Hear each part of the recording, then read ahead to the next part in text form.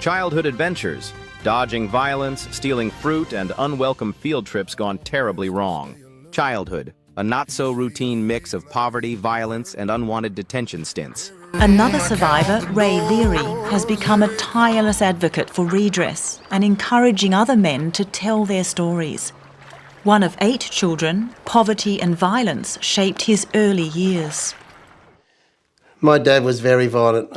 I'd seen my mum some days, even when she turned up to court a couple of times there, as much as she hated makeup, she tried to cover the black eye, or she put the rouge on where she'd been hit in the side of the face. Unfortunately, Mum working 3 jobs, Dad, in and out of jobs, and an alcoholic. Because there was no routine in that, no one to get me up for school, so I just sometimes didn't go to school. So I'd run the streets. And, I was hungry, so I might, down the local corner there's a little fruit cart, and I used to run by and get myself a pear or an orange or an apple and keep on running. There was no structure there, I was just running amok. Child welfare knew my family because they'd already had 4 in custody. Before long, Ray attracted the attention of the police. At 8, he was placed in a juvenile detention centre. On his first night, he was sexually abused. I've never been a religious person, but I think the first night at Yasmar when I had that happen to me, I prayed. I asked for help. I didn't get it.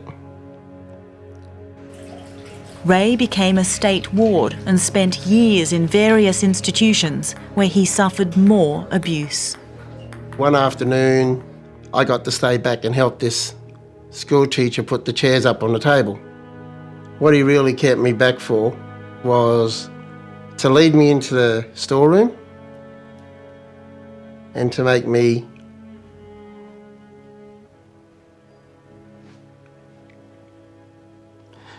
do something to him.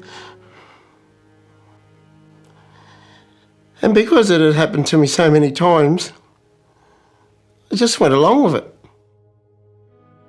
At 13, Ray was back on the streets, living on his wits, trying to work out a way to feed himself and survive. Easy prey, he soon became victim to a pedophile ring. It took him years to escape. I was getting something that my own family couldn't give me. I was getting something that kept me coming back, whether it be going on plane trips, the TAA plane up to Surfers Paradise, and enjoying a great week, having good fun. But there was a high price to pay. Night times were the worst times of my life. They still are worst times of my life.